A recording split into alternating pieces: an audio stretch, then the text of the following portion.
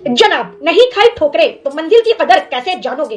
अगर नहीं लड़े झूठ से तो सच की कीमत आप कैसे पहचानोगे? सुना है आजकल राजनीति में सभी ईमानदार हैं। अब तो देखना यह है ईमानदारी का चोला पहने बेईमान को आप कैसे पहचानोगे? आजकल राजनीति में जिसके पास पावर है और जिसके पास पैसा है उसी का शोर है। बाकी चुनाव में जितने प्रत्याशी हार गए बेचारे पावर और पैसे से कमजोर है। फिलहाल जनाब, मौजूदा हालात तो कुछ यूं है मेरे कि हम ज्यादा कुछ कह नहीं सकते। अभी उम्र कम है मेरी, आने वाले चुनाव में हम प्रत्याशी बनके लड़ नहीं सकते। अस्सलाम वालेकुम जनाब, welcome back to my YouTube channel और इंस्टाग्राम, और आप देख रहे हैं मारिया रेड यूट्यूब चैनल में मारिया। तो गाइस, अगर ये वीडियो फेसबुक पर देख रहे हो तो मेरे पेज को लाइक करना, और यूट्यूब पर देख रहे हो तो मेरे चैनल को सब्सक्राइब करना और अपने दोस्तों तक मेरे चैनल को शेयर करना मत भूलिएगा।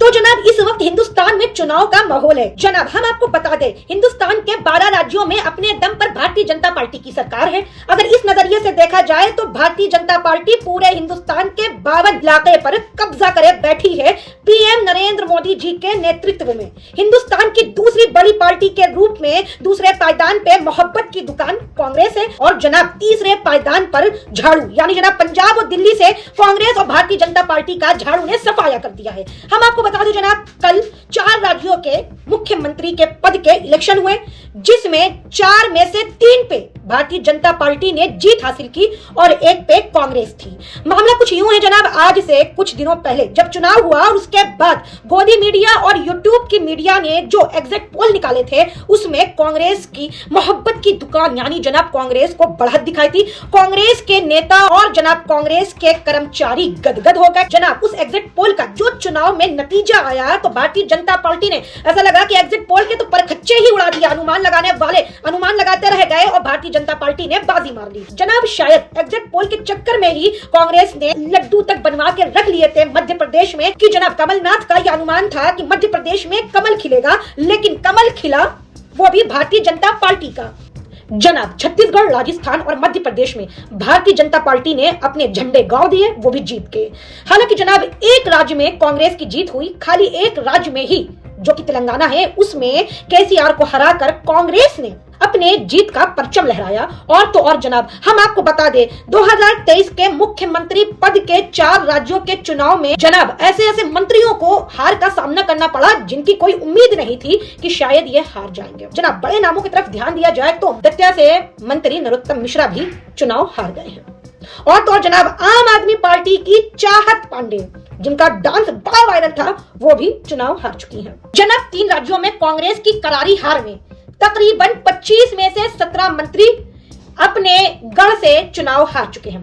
भारतीय जनता पार्टी के मध्य प्रदेश की शिवराज सिंह चौहान में 10 मंत्री ऐसे हैं जो कि चुनाव हार चुके हैं। जनाब, तेलंगाना में 5 मंत्री पद के नेता इस बार 2023 के मुख्यमंत्री पद के चुनाव में अपनी जीत नहीं दर्ज करवा पाए। और तो और जनाब, छत्तीसगढ़ में भूपेश बघेल की सरकार में 9 मंत्री ऐसे हैं जो कि इस बार चुनाव हार चुके हैं। कुल मिलाकर 43 ऐसे मंत्री, ऐसे विधायक, ऐसे नेता हैं जिसमें एग्जिट पोल ने बताया था कि भारी मतों से जीत दर्ज करवाएंगे, हालांकि वो इस बार हार चुके हैं।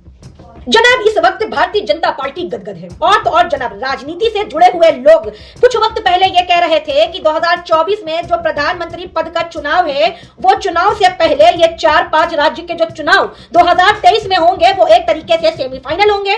जो भी इन 4-5 राज्यों में अपनी बढ़त बनाएगा वही 2024 में अपनी फिर से हिंदुस्तान में प्रधानमंत्री पद पर सरकार बना पाएगा। हालांकि जनाब, अब ऐसा लगता है कि 2024 में शायद भारतीय जनता पार्टी की सरकार फिर से रिपीट हो।